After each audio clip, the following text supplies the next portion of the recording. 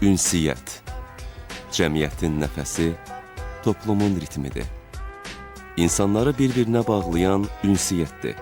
İlkin çağlarda işarələrlə, müxtəlif səslərlə başladı ünsiyyət. Zaman keçdi, yollar, dillər, vasitələr dəyişdi. Amma əsl həqiqətin özü dəyişmədi. Cəmiyyət insanın insana söylədiyi sözlə formalaşdı, böyüdü. Qayaüstü rəsmlərdən tutmuş ağ vərəqlərə yazılan məktublara qədər. Hər dövr öz izini qoydu. Ən uzaq diyarlara xəbər aparan elçilər, dənizləri aşan carçılar və dilmanclar. Və nəhayət, bir dövr gəldi ki, sadə bir kağız parçası, poçt markası ünsiyyətin səssiz dilinə, eyni zamanda da güclü simvoluna çevrildi.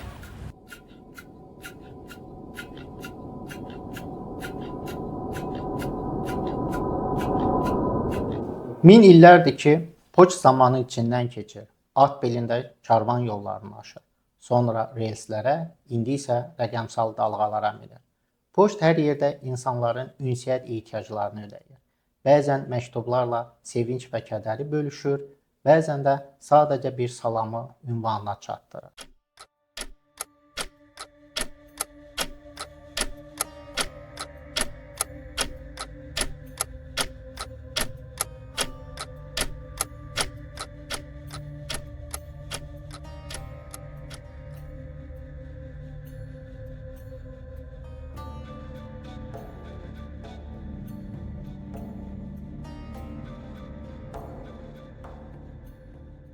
Məktubun tarixi ondan da çox qədim zamanlara gedir. Çünki cəmiyyət inkişaf etdikcə, cəmiyyətdə müxtəlif strukturlar, şirkətlər, müxtəlif münasibətlər qurulduqdan sonra insanlar bir-birindən yaxın məsafədə ünsiyyət qura bilmirdilər. Buna görə də onlar öz fikirlərini, tapşırıqlarını, sözlərini, görüləcək işlər haqqında tədbirləri və s. yazılı şəkildə yazaraq onları lazım olan yerə çatdırırdılar.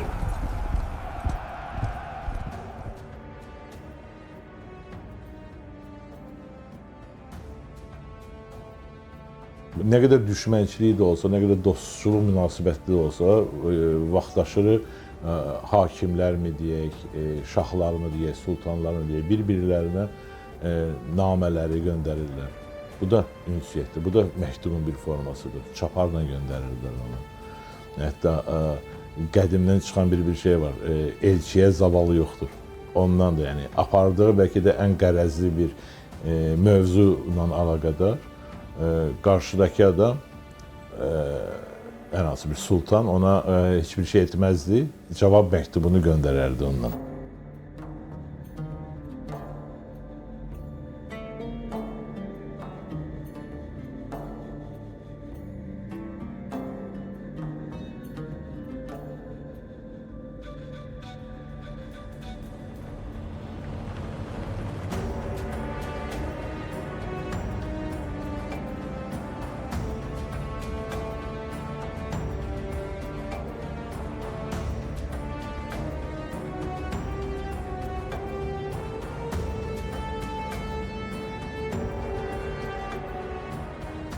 Poçtun ilkin formaları qədim sivilizasiyalarla birgə yaranıb.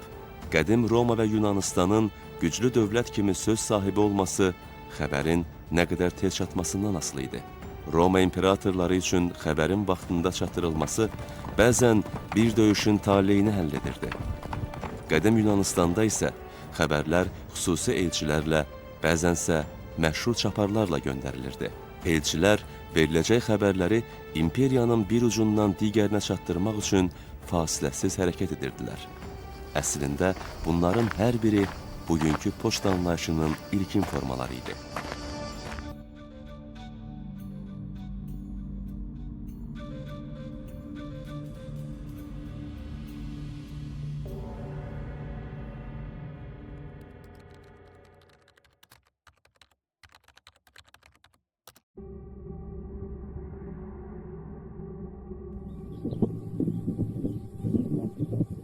Ünsiyyət hər zaman olub. İlk zamanlarda Azərbaycan mədəniyyətində olan xalçaçılıq özü ünsiyyətin bir növüdür. Çünki orada da çox, mənə görə hələ də xalçaçılığın naxışlarının sirləri hələ də açılmayıb, nə deyilmək istəyir.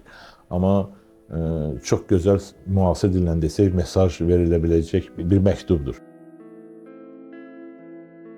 Xəbərlər at üstündə gəlib, carçıların səsi ilə yayılıb, daha sonra tarixin yaddaşına köçdü.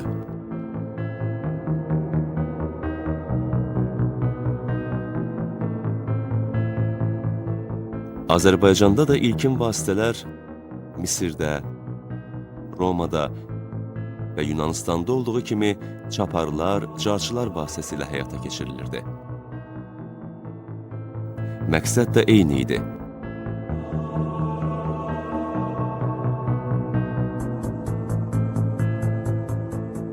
Fikri uzağa çatdırmaq, düşüncəni qorumaq, əlaqəni yaşatmaq. Azərbaycanda ilk poçt kontoru 1818-ci il iyunun 1-də Gəncədə açıldı.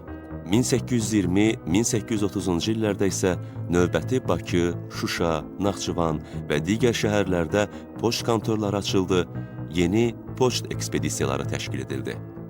O dövrdə Azərbaycanda yerli marka buraxılışı yox idi. İstifadə olunan poçt markaları Rusiya imperiyasına məxsus idi və markaların istifadəsinə 1858-ci ildən başlandı. Markalar artıq poçtun rəsmi simvoluna çevrilmişdi.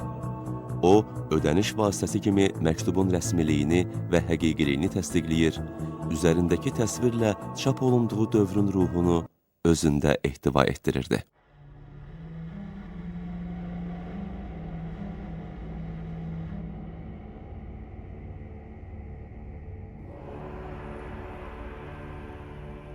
Çar Rusiyası zamanında Azərbaycanla əlaqədar mövzuda heç bir marka buraxılmayıb. Çünki Çar Rusiyasının devriyyədə olan öz markaları istifadə olunur. Yalnız möhür, poçt möhründə Bakı, Yelizavetpol, Şuşa və yaxud hansısa bölümlər varsa, o zamanlar üçün Gəncə daha çox idi, Yelendorf çox idi. Çünki orada hamımız bilirik də, Yelendorfa ilk gələn Siemens şirkətidir, Almanlardır. Və orada mədənlərə gedirlər, gəlirlər. Ona görə yazışmaları çox olur. Ona görə Yelendorf poçt şöbəsi yaranır. İndiki Xanlar rayonu sınır. Möhürlərlə Çar Rusiyası zamanıdır. Poçt markaları poçt ödənişi nişanəsi sayılır. Sübut edir ki, artıq poçt ödəniş kimi markalar göndərilmə rüsumu ödənilir. İkinci də bir qısa müddətdən sonra bilindi ki, poçt markaları nəinki kvitansiyadır. Ondan əlavə bu sərhədsiz təbliğat kimi istifadə oluna bilər.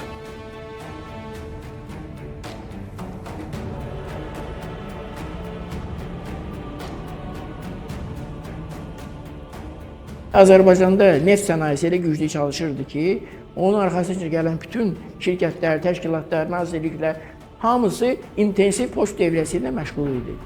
Bu səbəblə poçt markalarını çatdıra bilmədiklərinə görə və mövcud bütün poçt markalarının 80%-nin sərfiyyatı Azərbaycandadır.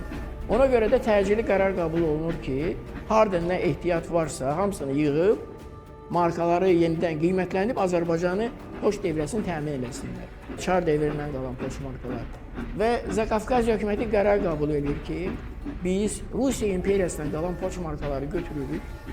Onun üzerine 5 güşəli ulduz zərb eləyirik. İçində də ZSFSR yazırıq. 5 hərfdən ibarət. Və biz bunları devlətin adından devrəyə buraxırıq.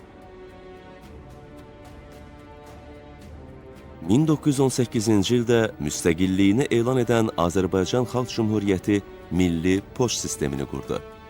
Qısa müddət ərzində poçt nişanları, markalar hazırlandı. Lakin Cümhuriyyətin süqutu bu markaların geniş istifadə olunmasına mane oldu. İlk Azərbaycan marka toplusu isə Azərbaycan əskərinə həsr olunmuşdu.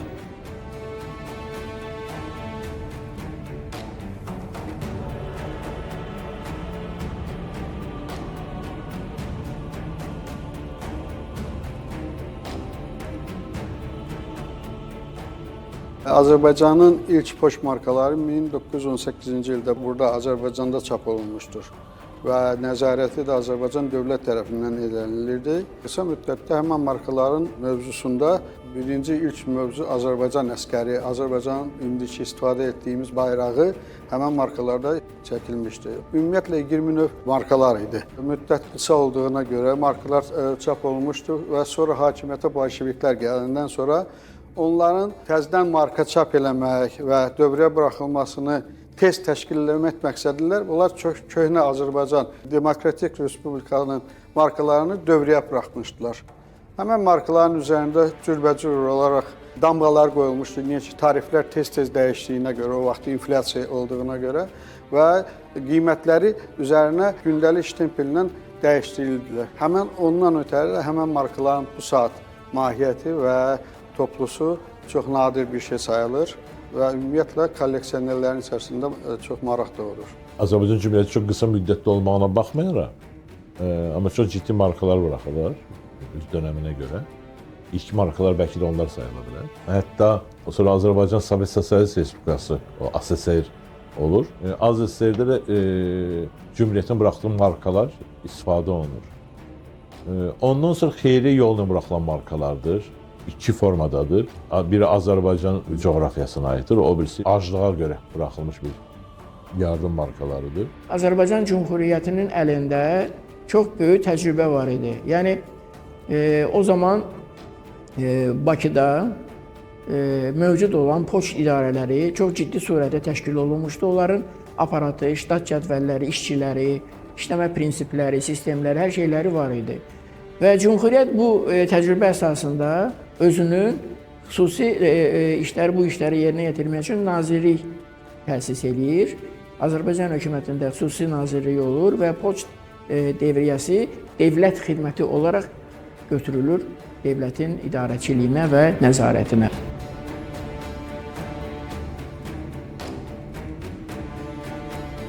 Hər bir sahənin öz qayda və qanunları olduğu kimi, poçt sahəsində də marka buraxılışı haqqında Ümumdünya Poçt İttifaqının beynəlxalq qanunları var. Poçt operatorları tərəfindən buraxılan markalar VNS nömrələmə sistemindən qeydiyyatdan keçməsi onların legal olduğunu təsdiqləyir. 2021-ci ildən etibarən Azərbaycan markalarının beynəlxalq rəsmi qeydiyyat sisteminə salınması istiqamətində ciddi işlər aparılıb. Azərbaycan adlı dövlətin 1919-cu ildə buraxdığı ilk markalar da artıq həmin sistemdə qeydiyyatda salınıb. 2025-ci ilin əvvəlində biz Ümumdünya Poçt İttifaqı ilə danışıqlara başladıq və Azərbaycan Xalq Cümhuriyyətinin dövründə buraxılmış ilk 10 növdə markanın qeydiyyata salınması üçün müraciət etdik və istədiyimiz cavabı aldıq.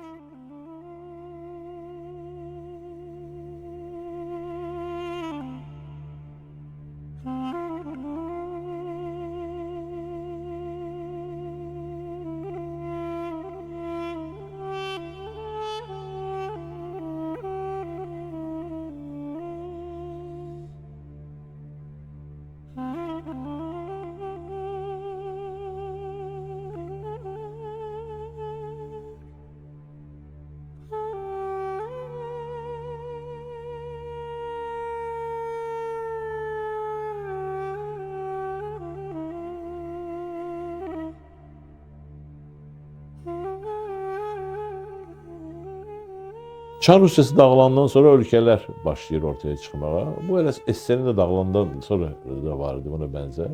Mühacirət hakimiyyəti olur. O cümlədən Azərbaycanda. Bunlar da əsasən belə fərz olunur ki, Fransada və yaxud Almaniyada çap olunur. Birinci Çar Rusiyasının markasıdır. Bildiyimiz artıq standart markalardır, balaca gerb markalardır. Onların üzərində bir peçat var. Azərbaycanın işğalı, Occupation Azərbaycan.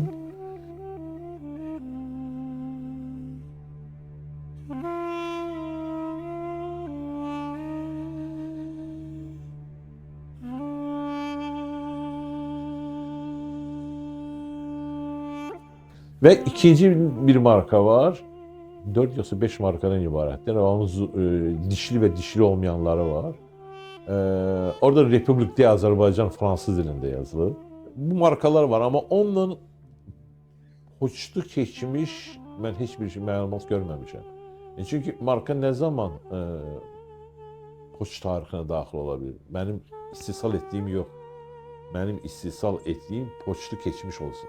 Rus rəssamı Frans Rubonun 1886-cı ildə çəkdiyi İrəvan qalasının işğalı və fransız rəssamı Frederic Montpellier'in 1833-cü ildə yaratdığı Göy Məscid rəsm əsərləri də markaların üzərində öz əksini tapıb. Bu da onu göstərir ki, biz tarixi təkcə yazılı mənbələrdən deyil, vizual sənət nümunələri vasitəsilə yaşadırıq və tarixin gerçəkliyini o dövrdə yaşamış sənətkarların əsərlərindən istifadə edərək sübut edirik.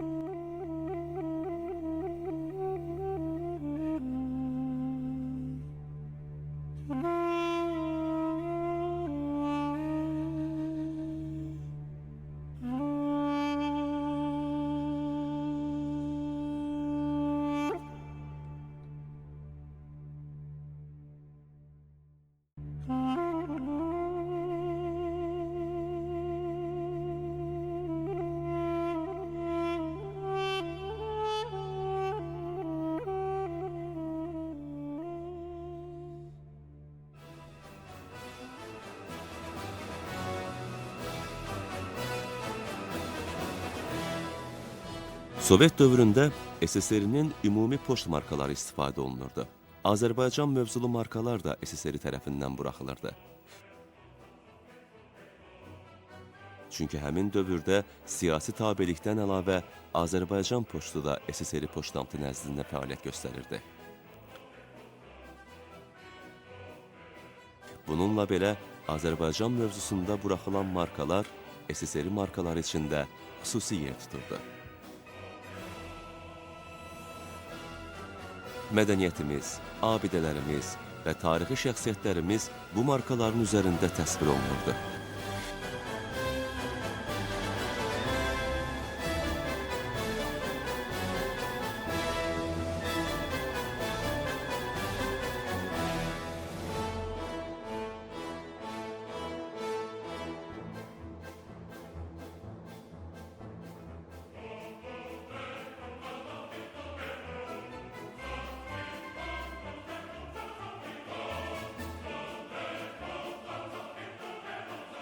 ...1967-ci ildə Azərbaycanda rəsmi böyük filatelistlər cəmiyyəti yaranır. O zaman bu filatelistlər cəmiyyəti Ümumİttifaq Filateliya Cəmiyyətinin Azərbaycan şöbəsi adlanır və SSR Rabitə Nazirliyinin nəzdində olur. Azərbaycan isə Azərbaycan SSR-in Rabitə Nazirliyi ilə bir yerdə bu işlər görülür. Filateliya cəmiyyətləri dövlətin məşğul olmadığı bir işlə məşğul olurlar.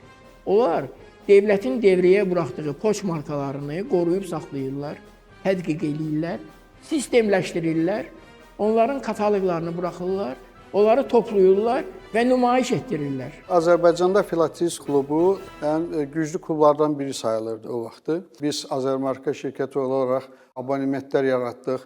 Həmən klubun üzvlərini bir sıraya yığmağa və 90-cı illər təzə Filatelistlər klubu qeydiyyatdan keçdi. Onların vasitəsilə birgə sərgilər keçirildi burada. Bir neçə dənə sərgilər müstəqilliyə həsr olunmuş, Ulu Öndər Heydər Əliyevin dönümünə həsr olunmuş sərgilər keçirildi. Ümumiyyətlə, indiyə kimi Filateliya İttifaqı mövcuddur.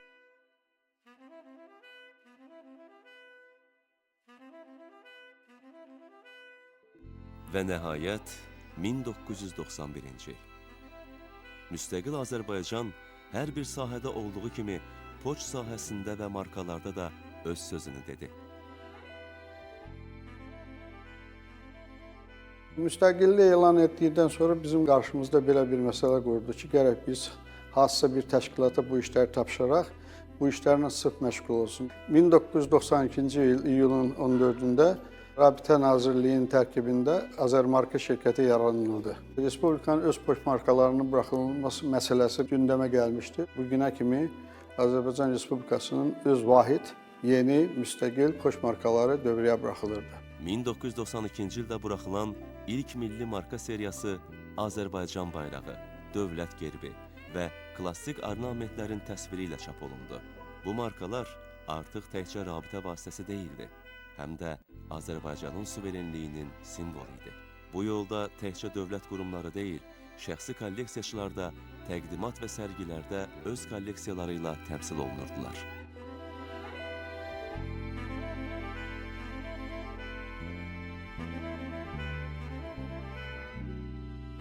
Tarix nə qədər saxtalaşdırılsa da, kiçik bir kağız parçası üzərində daşıdığı məlumatlarla tarixi dəlil rolunu oynayır. Azərpoçtun marka şöbəsinin bu mövzuda dərc edib dövriyyəyə buraxdığı markaların ideoloji yükü çox böyükdür.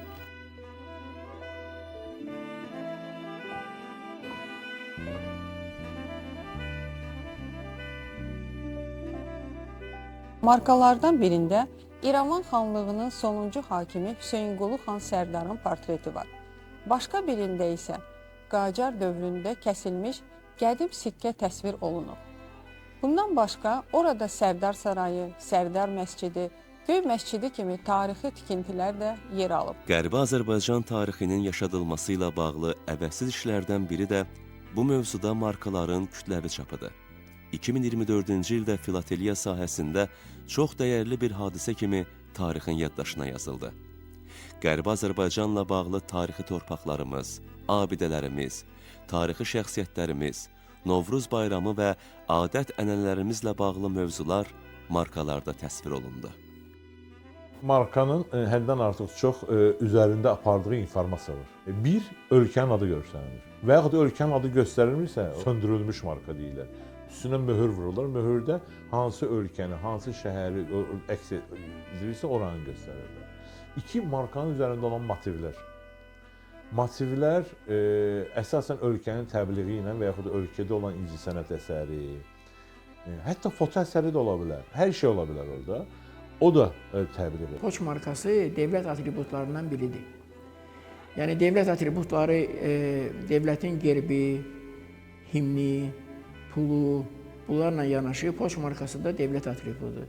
Yəni hər bir dövlət yaranırsa, qurulursa, o mütləq özünün Poç markalarını da təsis etməlidir.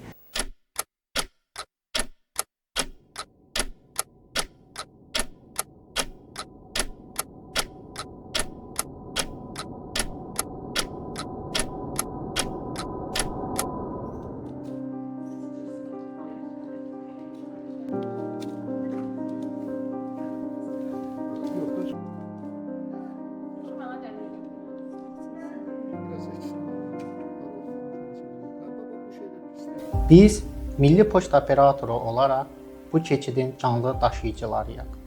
Biz artıq təkcə məktub daşıyan deyilik, həm də zamanın informasiya yükünü, insanların bir-biri ilə rabitəsini daşıyan bir varis rolunu icra edirik.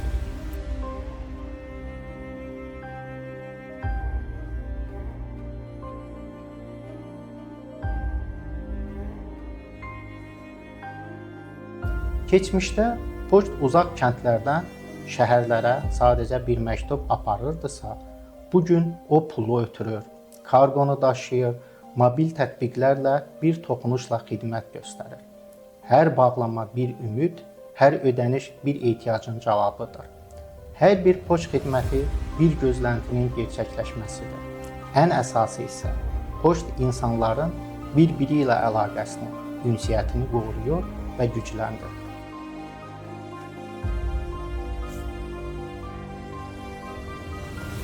Azərbaycanın Milli Poçt operatoru olaraq biz gələcəyi ötürürük, amma köklərimizi unutmadan, həmin xidmətlərin mövcudluğunu qoruyaraq.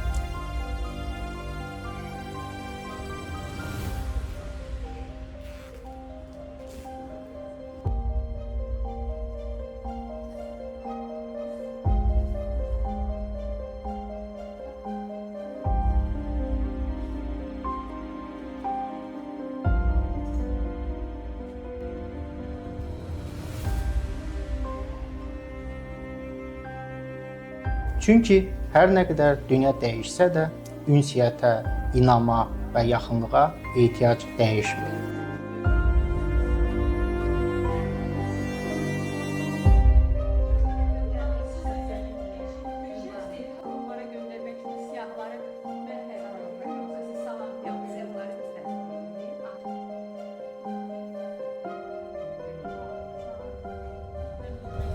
Poçt bugün də var, amma artıq başqa dildə danışır. Texnologiyanın, innovasiyanın və yenilənən zamanın dilində.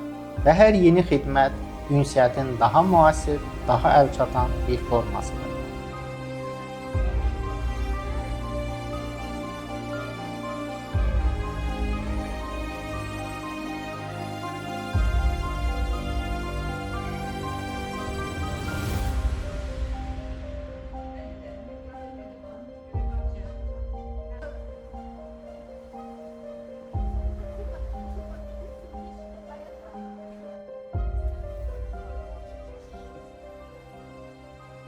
Poçt markası sadəcə bir ödəniş kağızı deyil.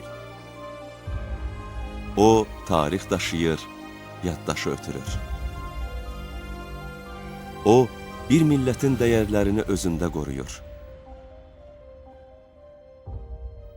Məktubların üzərinə vurulan zərif və kiçik ölçülü bu kağız parçaları böyük bir fikir yükü daşıyır, özündə tarixi əks etdirir.